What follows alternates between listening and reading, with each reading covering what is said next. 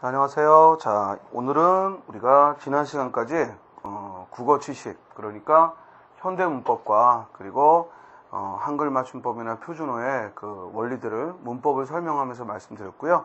그리고 우리 교재에 보면은 제가 어문 규정을 제2장에 이 규정 그대로 117쪽부터 규정 그대로 들어있으니까요.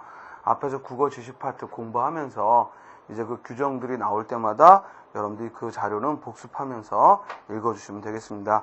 자, 그럼 이제 오늘 우리 시험의 즉 절반 부분, 그러니까 국어 지식 파트를 이제 마치고 이제 나머지 절반 부분, 즉 독해를 들어가도록 하는데요. 먼저 이걸 알아야 돼. 교재에 독해하고 나와 있는 내용 중에 거의 대부분은 사실은 과거부터 내려져 왔던 그런 시험에 과거부터 내려져 왔던 그런 이론들을 정리해 놓은 것이고, 지금의 이제 시험은 그런 이론적인 걸 묻기보다는 실제로 우리 친구들이 즉 주제를 잡을 수 있는가, 글의 전개 방식을 파악하는가, 이렇게 또는 뭐 글의 일치 불일치를 잡아내는가.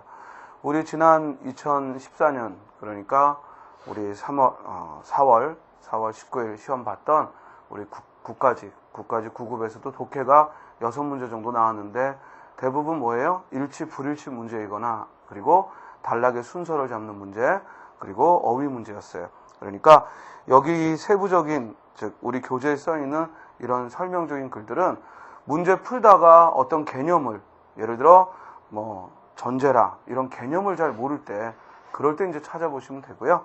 수업 들으면서 충분히 이해할 수 있다 하면은 굳이 읽어보지 않고 문제만 접근하셔도 됩니다. 자, 먼저 우리가 독해를 한다 했을 때 독해는 글을 읽는 건데, 우리가 글을 읽을 때 그 글은 크게 세 가지가 있어요. 즉 독자들의 이해를, 어떤 잘 모르는 것을 쉽게 설명해서 이해시키려고 하는 이와 같은 글이 있고, 또 하나는 우리로 하여금 어떤 행동의 변화, 뭐 설득 안 되거나 공감 안 되거나 행동의 변화를 일으키게 하는 글이 있고, 자, 그리고 또 하나는 우리가 정서적으로 교감을 하는, 즉 공감하는 글이 있어요. 그럴 때 여러분들은 흔히 이런 이해시키는 글을 설명의 글이라고 하고, 행동화를 요구하는 것을 즉 설득의 글 혹은 논설문이다 이렇게 배웠을 거예요. 그리고 공감의 글은 우리가 정서 표현의 글 혹은 문학적인 글이 해당이 되는 거죠. 자, 여기서 하나 여러분들이 고정관념을 벗어야 되는 것이, 우리가 수능을 준비할 때는 수능 세대들은 문학이 거의 수능 문제의 3분의 1 이상을 차지하기 때문에 문학 그러면 하나의 독해와는 다른 독립된 파트를 여기겠지만, 우리 시험에서 문학은 독해의 일부라는 거죠. 그래서 이번 국가직 시험에서도, 지난 4월에 있었던 국가직 시험에서도 문학 문제가 2개 나왔는데, 하나는 시에 관한 거고 하나는 소설에 관한 건데, 모두 그건 독해의 일환으로서 출제를 했다는 거죠. 그래서 이 문학의 어떤 이론을 묻기보다는 문학 작품을 독해할 수 있는지를 묻는 거니까, 우리가 함께 즉 이 문학과 또 설득의 글, 설명의 글을 독해의 일환으로서 함께 접근하는 방법이 필요하겠습니다. 자, 먼저 그럼 글은 설명의 글, 설득의 글, 문학 작품 이렇게 셋으로 이루어져 있고, 우리가 이제 여기서 독해라고 이야기할 때는 주로 설명의 글과 설득의 글을 중심으로 보게 되죠. 그러면 이와 같은 설명의 글을 가지고서는 무엇을 설명하고 있는가에 초점을 둬야 되고, 설득의 글을 즉 볼 때는 어떻게 즉 의견을 주장하고 있는지, 그리고 문학적인 글은 얼마나 그 묘사나 서사가 즉 적절한지를 보는 거죠. 그래서 설명의 전개 방식으로서 즉 우리가 상세하게 풀어 말한다 해서 역시 설명의 글쓰기를 하는 것이고, 설득의 글은 논리적으로 증명해야 되니까 논증의 글쓰기를 하는 것이고, 그리고 문학의 글은 즉 어떤 사건이 일어났는지 그 사건을 말해주거나 아니면은 어떻게 일어났는지 묘사하는, 그래서 이와 같이 글은 그 주제에 따라서 4가지 진술 방식을 갖게 됩니다. 설명, 논증, 서사, 묘사. 그래서 어떤 글을 딱 보고 여러분들은 아, 이것은 설명의 방법으로 썼구나, 아, 이것은 논증의 방법을 보이고 있구나, 그리고 이것은 이야기를 하고 있으니까 서사의 방법이구나, 그리고 이것은 대상을 구체화하고 있으니까 묘사의 방법이구나, 이렇게 판단할 수 있어야겠습니다. 자, 그런 다음 이제 이번 시간에 주로 배울 것은 바로 이 글의 전개 방식, 즉 설명의 방법을 배우도록 할 거예요. 그래서 우리가 설명하게 되면 즉 풀어서 명백하게 밝힌다는 얘기인데, 그러기 위해서 우리는 설명의 방법으로 정태적인 방법과 정태적 설명 방식과 그리고 동태적 설명 방식으로 크게 구별을 해볼 수가 있습니다. 자, 먼저 정태적 설명 방식이란 시간성을 고려하지 않고 설명하는 것으로서, 즉 여기에는 지정, 그리고 정의, 그리고 비교, 대조, 분류, 구분, 그리고 분석, 그리고 예시. 이번 국가직은 예시를 물었었죠. 그죠? 이번 국가직 시험에서는 예시를 출제했는데, 이런 예시 등의 이런 방법이 정태적 설명 방식이겠고요. 그리고 동태적 설명 방식으로는, 즉 이는 시간성을 고려하는 거예요. 어떤 시간의 흐름이 전제된다는 것이고, 여기에는 즉 서사, 그리고 과정, 그리고 인과의 세 가지 방법이 있어요. 자, 여기서 주의할 건 설명의 방식으로도, 즉 우리 신문기사 같은 경우에는 무슨 일이 벌어졌다 하고 그 사건을 말해주기 때문에, 그것은 소설에서 등장하는 서사의 글쓰기와 마찬가지로 시간적 흐름이 동반되면 서사의 설명 방식도 존재하죠. 같은 개념이에요. 자, 다음 또 하나는 우리 정태적 방법으로서 여기 있는 묘사, 어떤 대상을 구체적으로 드러낸다, 이 묘사의 방법을 정태적 설명 방식의 일환으로서 얘기하기도 합니다.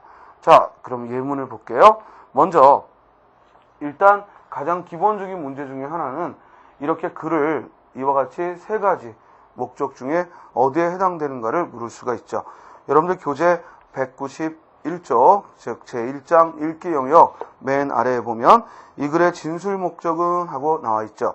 자, 본문을 보면, 자, 지금부터 선생이 어떤 글을 읽고 독해할 때 여러분들은 선생이 독해하는 그 방법을 좀 따라하고, 그리고 보다 효과적으로 이를 접근하고, 그리고 또 어떤 즉 지점에서 답을 찾더라, 이걸 배워야 돼. 그러니까 이번에 우리 국가직 시험 치르고서도 우리 학생들이 가장 많이 얘기했던 건, 즉 지문이 길어서 겁을 먹었어요 라는 얘기를 해요. 이건 무슨 말이냐면, 글을 독해하는 데 있어서 처음부터 끝까지 다 읽어야 한다는 걸 전제했을 때, 그럴 때 지문이 길면 겁을 먹을 수밖에 없지. 왜냐면 시간이 오래 걸리니까.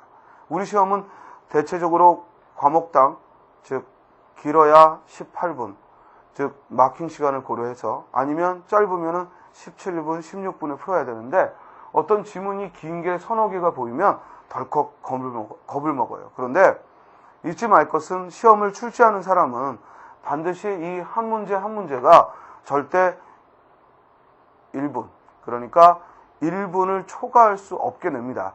그리고 마킹 시간까지 고려해서, 즉 우리가 생각한다면 길면 50초, 짧으면은 45초, 40초에 풀도록 문제를 출제해요. 그러니까 여러분들도 뭐 1분, 2분이 소요되는 그런 문제는 있을 수가 없다. 수능은 어떤 문제는 뭐 3점짜리도 있고 또 2.5점짜리도 있고 배점에 따라서 시간도 더 걸리는 게 있다면, 우리 공무원 시험은 그와는 달리 모두 한 문제에 똑같은 점수를 배정하고 있고 똑같은 방법으로 문제를 풀도록 하니까요. 여러분들도 아무리 길어도 그걸 다 읽어야 답을 찾는 건 아니다라는 거, 이걸 늘 전제하고, 어떻게 하면 내가 어디까지 읽고 답을 구하는지 이걸 한번 보겠습니다. 자, 예를 들어 여기 191쪽 맨 아래에 즉 다음과 같은 글을 주고, 이런 글의 진술 목적은 그러면요, 결국 목적은 셋 중에 하나거든. 이해시키려고 하느냐, 행동화를 즉 요구하느냐, 아니면 공감을 요구하느냐. 이럴 때 즉 대체적으로 문단의 앞에서 결정나요. 이해됩니까? 문단의 이 앞에서 충분히 결정이 난다.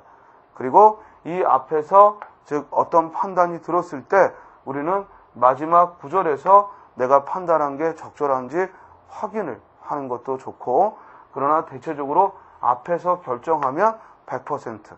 물론 중간에 그러나 하고 글의 주제가 다소 변화되거나 화제가 바뀔 수는 있지만, 글의 목적만큼은 앞부분에서 100% 결정이 된다.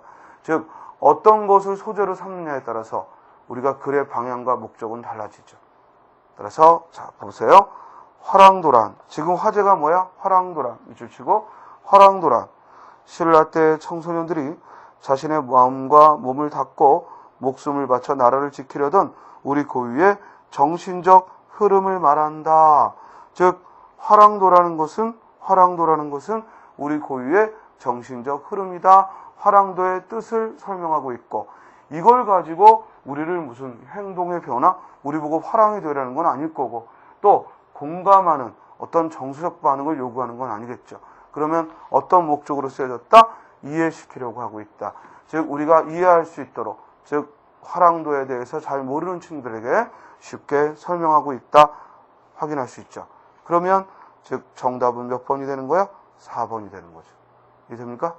자, 결국 두 줄에서 기껏 두 줄에서 즉 이 글의 진술 목적을 우리가 찾을 수 있었습니다. 그리고 이와 같은 글을 주고 다음 글의 진술 방식은 그러면 역시 뭐라고 하면 돼요? 설명이라 하고 말하면 되고 그 설명의 방법 중에 무엇에 해당되느냐 하면 즉 정의를 내리고 있죠. 화랑도란 이런 것이다 하고 정의 내리고 있으니까 정의하고 답을 찾으면 되지. 다음 페이지로 갑시다. 우리 92쪽에 중요한 얘기가 하나 나오는데 거기 아무리 어떤 글이 있더라도 그게 설명을 목적으로 하고 설득을 목적으로 하고 하더라도 그 속에는요 사실을 쓴 부분도 있고 의견을 쓴 부분도 있어요. 그러니까 어떤 글을 읽으면서 이게 사실적인 진술인지 아니면 의견을 드러내고 있는지 이걸 명확히 구별하는 것이 독해의 굉장히 중요한 요소입니다. 예를 들어 봐봐. 우리 사회에 즉 A라는 현상이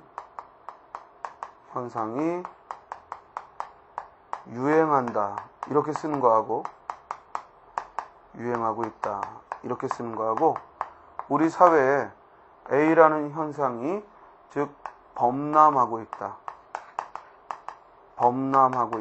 이렇게 쓰면 다르죠. 그냥 유행한다라는 것은 현상을 사실적으로 말해주고 있는 것이지만 그러나 범람이라는 말을 쓰면 이건 지나치다라는 의견이 가미된 거예요. 이걸 잘해야 되는 거예요. 이해돼요?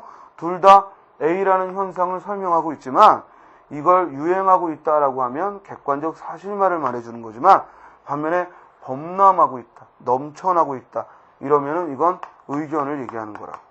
그러니까 우리 친구들이 뭔가 마지막에 뭐뭐 합시다 이렇게 주장하는 것만 의견이라고 생각하는데 그런 독해는 조금 저급한 거고 지금 여러분들이 해결해야 될 독해는 이렇게 설명하는 그림에도 불구하고 그 표현에 있어서 이것이 사실적 반영인지 아니면 의견을 드러내는 건지를 파악해야 된다는 거예요. 그러니까 만약에 A라는 현상이 유행하고 있다 그러면 이 글은 끝까지 사실적인 글에 치우치기 쉽지만 처음부터 A라는 현상이 범람하고 있다 이러면 비판적인 글로 가기가 쉽다는 거죠. 됐습니까? 자, 거기 192쪽에 가와 나, 네모 박스 안에 있는 가와 나를 잠깐 봅니다. 가에서 정보사회의 대표적인 기기인 텔레비전, 전화, 컴퓨터, 인공위성 뭐 한 거야 지금? 예시한 거지? 서로 연결 조합되어 어마어마한 정보 체제를 구성한다. 결국 대표적 정보사의 대표적 기기들은 정보 체제를 구성한다라는 얘기야. 그 중에서도 텔레비전과 컴퓨터는 정보사회를 특징화하는 기계다. 특징화한다라고 했고 이는 어떤 비판적 표현보다는 객관적 사실을 드러내니까 따라서 가달락은 계속해서 그 뒤에도 정보기기의 객관적 현상을 설명하고 있어요. 그러나 나를 봐봐. 이것은 축복일 수도 있고 저주가 될 수도 있다. 결국 축복일 수도 있지만 정보기기의 그런 범람은 정보기기가 넘쳐나는 것 또는 정보기기를 이용해서 우리가 노동시간에서 벗어나는 게 축복일 수도 있지만 저주일 수도 있다는 얘기는 축복이라는 표현을 쓰면 긍정적 시각으로 접근한 거고, 저주라라고 표현하면 부정적 시각으로 접근한 거죠. 이해돼요? 그래서 앞에 긍정적인 걸 얘기하고 뒤에 부정적인 걸 얘기하면 그 글은 부정적 흐름으로 가기가 쉽습니다. 자, 그 뒤를 보면 폭넓은 해방과 개방은 위치 감각의 상실 또는 실제관, 세계관에 계속적인 동요를 낳을 수도 있다. 즉 예상했던 대로 부정적 측면에 좀 더 초점을 두고 글을 쓰고 있죠. 이는 현재 벌어지고 있는 현상을 설명하는 것 같지만 그럼에도 불구하고 의견이 가미되고 있다. 이걸 우리가 눈치를 채야겠다 이런 얘기입니다. 자, 여러분들 교재에 이제 195쪽에 가면 글의 전개 방식하고 즉 우리가 방금 제가 얘기했던 즉 설명의 방법들이 나옵니다. 먼저 첫 번째 지정은요. 지정은 그것은 무엇인가 밑줄 치고 그것은 무엇인가 또는 그는 누구인가. 그래서 어떤 사물이나 사실에 대해 답하는 형식, 즉 그것은 무엇인가 그는 누구인가라는 이런 물음에 대해 답하는 형식의 설명을 지정이라 합니다. 주로 이제 일상적이거나 비전문화된 그런 대상을 설명할 때 지정의 방법을 쓰죠. 예를 들어 무정은 우리나라 최초의 근대 소설이다.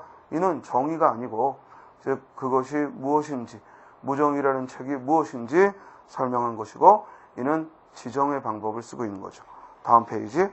반면에 정의는 밑줄 쳐 개념의 범위를 규정짓고 본질적 속성을 진술한다. 쉽게 말하면 지정은 단순히 그것이 무엇인지만 얘기하고 있다면 정의는 그것의 개념을 말하는 설명 방식이다. 그래서 아무래도 보다 학술적이고 전문적인 내용은 정의의 즉 설명을 하겠죠. 그죠? 일상적인 생활에서는 지정의 설명이 더 많다면, 그죠? 반면에 즉 학문적 설명이 있어서는 정의의 설명이 더 많겠지. 자, 예를 든다면 거기 가달라. 우선 새 말이란 무엇인가? 새 말은 어떤 것을 지칭하는 것인가 하는 것부터 규정해야 할 필요가 있다. 새 말이란 밑줄 치고 새 말이란 이미 있었거나 새로 생겨난 개념이나 사물을 표현하기 위해 지어낸 말, 그리고 이미 있던 말이라도 새 뜻이 주어진 걸 통틀어 일컫는다. 새 말의 본질을 밝혔고 또 다른 언어로부터 사물과 함께 차용되는 외래어도 여기에 포함된다. 범주도 밝혔죠. 그래서 정의는 어떤 대상의 개념을 그 본질과 범주를 들어서 본질과 범주를 들어서 그 대상의 개념을 밝히는 것을 우리는 즉 정의다라고 합니다. 자, 이번에는 비교와 대조예요. 자, 비교 대조는 반드시 둘 이상의 대상이 있게 되는데 그 둘 이상의 대상을 가지고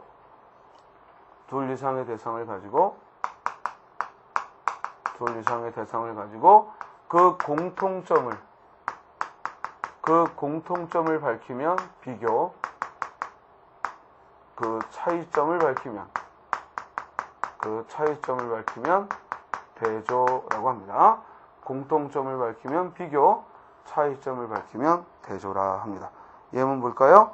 197쪽에 영화는 스크린이라는 일정한 공간 위에서 시간적으로 흐르는 예술이며 연극 또한이라는 접속어, 즉 부사에 주의하고 연극 또한 무대라는 제한된 공간 위에서 시간적으로 형상화되는 예술이다. 따라서 영화나 연극이나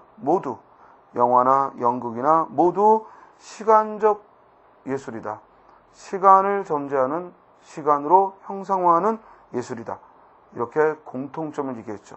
그러면 그 글의 설명 방식은 뭐다? 비교다라고 판단할 수 있지. 자, 그 아래 여자는 남자와 사고 유형이 퍽 다르다. 여자는 대개 현재의 상태를 생각하는 경향이 있다. 남자가 미래에 눈을 두고 있는 것과는 다르다.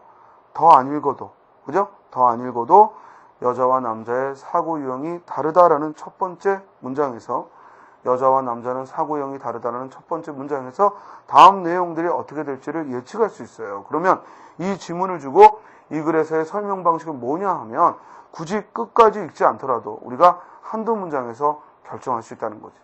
그죠? 따라서 이게 아무리 문단의 길이가 길게 나와도 충분히 설명 방식을 물을 때 해결해 볼 수 있다, 이런 얘기입니다. 따라서 여자는 남자와 사고방식이 다르다, 차이점을 밝혔으니까 이는 대조의 방법을 썼죠. 자, 다음 유추는 뭐냐면요, 우리 정태적 방법에 유추라는 것도 들어가는데, 이 유추는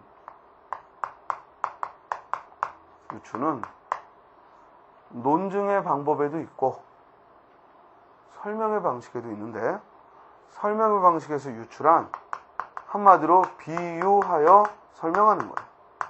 비유하여 설명하는 것. 즉 어떤 대상을 설명하는데 그 예를 들기가 마땅치 않은 거야. 또 뭔가 같이 비교하고 대조할 대상이 없는 거야. 그럴 때 우리는 비유하여 설명하는 방식을 취합니다. 비유하여 설명하는 방식. 예를 들어 우리 인생이란 무엇인가라는 인생의 의의를 쓰고 싶은데, 우리 인생과 마땅히 비교할 만한 다른 생명체의 그런 존재를 우리가 아직 모르니까, 짐승들은 있지만 다른 생명체의 존재를 모르니까 우리가 그렇다면 인생을 마라톤이라는 운동 경기와 즉 서로 비교 대조해서 마라톤이라는 운동 경기와의 공통점이나 또는 마라톤이라는 운동 경기와의 차이점을 통해서 인생은 그렇게 기다란 레이스다라고 얘기를 했다면 이때는 비교 대조가 아니고, 왜냐하면 같은 범주를 가지고 공통점 차이점을 말해야 되는데, 아까 연극과 영화 같은 종합예술이요, 또 남자와 여자 같은 생명체, 따라서 같은 대상을 가지고 비교 대조를 해볼 수 있다면 이렇게 다른 범주를 가지고 비교 대조하면 그걸 유추라고 하는 거예요. 따라서 비유하여 설명한다, 그래서 줄여 뭐라고 한다? 유추. 예문 봐. 지진은 지구의 외곽 부분이 생각하기 어려운 거대한 힘에 의하여 변형되었다가 어떤 한계에 이르러 지각이 깨어지면서 순간적으로 강렬한 파동이 발생하는 현상을 말한다. 자, 뭐 설명한 거야? 지진의 개념을. 따라서 여기까지 정의 내렸지. 지진의 개념을 설명한 거야. 그런데 이걸 설명해 주기 위해 마땅히 다른 즉 지구상의 현상과 비교하기에는 즉 마땅치가 않으니까 뭘 들었냐면 우리가 나무자를 하고 자를 들었어. 나무자를 양손에 잡고 굽히면 굽어지다가 결국 중간 부분이 부러지면서 부러진 부분이 진동하는 현상과 같다. 따라서 지진을 설명하는 데 있어서 자를 들었어요. 자를. 즉 자연현상을 설명하는데 자가 부러지는 것과의 즉 공통점을 들었단 말이에요. 이렇게 비유하여 설명하니까 이때 이 글은 어떤 설명 방식을 썼다? 유추의 설명 방식을 썼다. 다음, 이제 분류와 구분은 즉 분류 구분을 함께 그냥 분류 구분하고 얘기하기도 하지만 이 분류 구분을 또 구별해서 즉 하이어를 상이어로 묶으면 분류, 하이어를 상이어로 묶으면 분류, 혹은 상이어를 하이어로 나누면 구분이라고 합니다. 다시 한번, 하이어를 상이어로 묶으면 분류, 반면에 상이어를 하이어로 나누면 구분. 그래서 분류와 구분은 어떤 방향으로 문장을 쓰는가에 달렸죠. 예를 들어 신라의 향가, 고려의 소교, 조선의 시조, 이들은 내용으로 보아 모두 서정시에 속한다. 즉 향가, 소교, 시조와 서정시라는 개념을 비교하면 서정시가 상이어에 속하고 향가, 소교, 시조는 하이어에 속하니까 하이어들을 즉 서정시라는 상이어로 묶어 설명했어요. 이럴 때 뭐라고 한다? 분류. 반면에 문학의 장르에는 시, 소설, 수필, 희곡, 평론이 있다. 이러면 문학이라는 이 낱말과 시, 소설, 수필, 희곡, 평론은 즉 시, 소설, 수필, 희곡, 평론이 하이어고 문학이 상여니까 상여를 하이어로 나누어 설명했고 이럴 때 우리는 구분이다라고 합니다. 됐죠? 다음. 이제 다음 페이지에 가보면 분석이라는 게 나오는데 자, 조금 전에 분류와 구분은 결국 하여를 상여로 묶든 상여를 하여로 나누든 이는 모두 종류로 어떤 대상을 그 종류로 나누거나 묶는 거야. 어떤 대상을 그 종류로 나누거나 묶는 것이 즉 분류 구분이었다면 분석은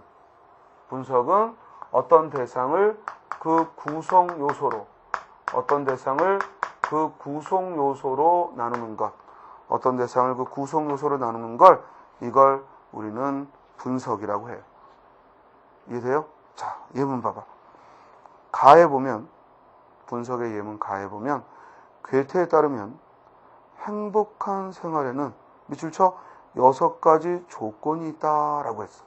결국 우리가 행복을 유지하기 위해서 6가지가 채워지면 6가지 조건이 채워지면 행복할 수 있다고 괴테는 말한 거야.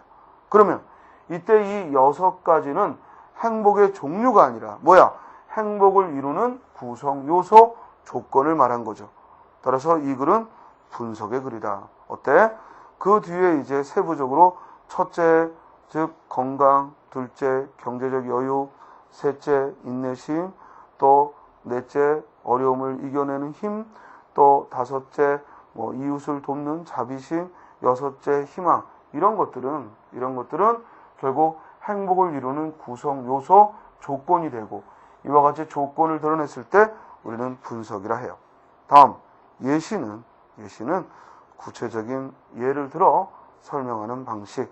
그래서 거기 가에 보면은 지하수를 과도하게 뽑았으면 집안 침하나 염수화 현상이라는 공해를 유발한다 하고 즉 집안 침하나 염수화 현상이라는 공해가 일어난다는 걸 설명하고 싶은데 그 예로서 사하라 사막 남쪽 자헤르 지역에 있는 지하수를 예로 든 거죠. 그죠? 따라서 이와 같이 예를 들어 설명하는 걸 예시.